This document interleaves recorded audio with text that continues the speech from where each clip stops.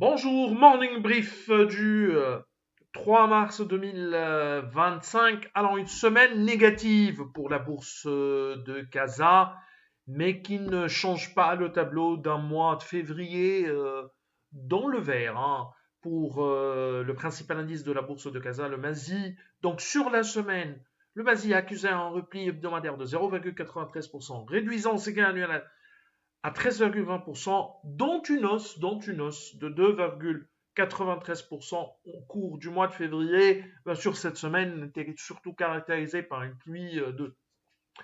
vague de publication des chiffres T4 2024 et fin d'année, bien sûr, ou l'année complète, full 2024.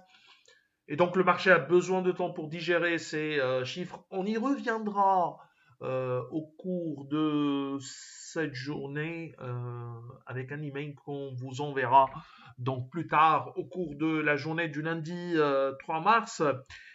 Alors pour ce qui est des principaux écarts de la journée, de la semaine plutôt, on a Maroc Télécom qui monte de 11,8%, Maroc Télécom qui gagne 39% depuis le début de l'année, HPS reprend également 5,62%, La Belle Vie progresse de 5,10%, 4,50% de 58% de hausse pour Aluminium du Maroc, Autoroll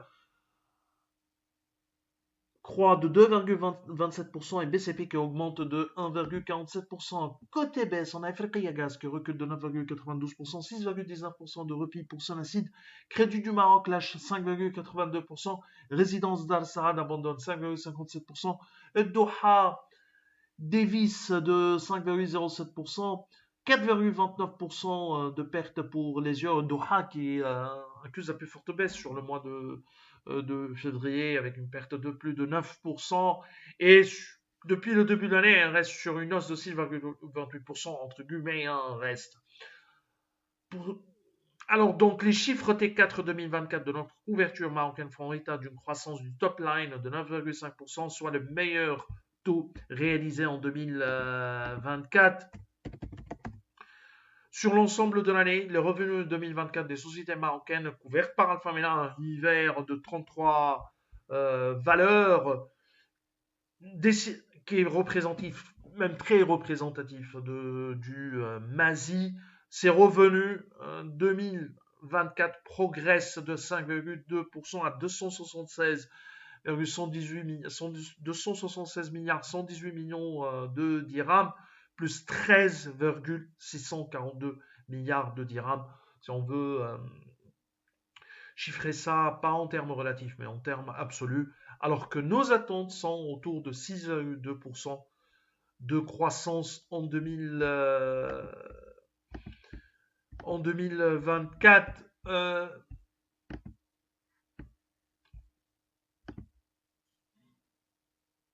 De 6,08%, hein, plus précisément, on est autour de 6%, donc légère baisse par rapport ou légère montement par rapport à nos attentes, mais dans l'ensemble, ces chiffres étaient attendus. Pour les 6 banques couvertes par Alpha Mena, la croissance du PNB était autour de 10,5%, une contribution autour de 74% à la croissance de l'ensemble de l'univers Alpha Mena, l'univers marocain, hein, bien sûr, d'Alpha Mena.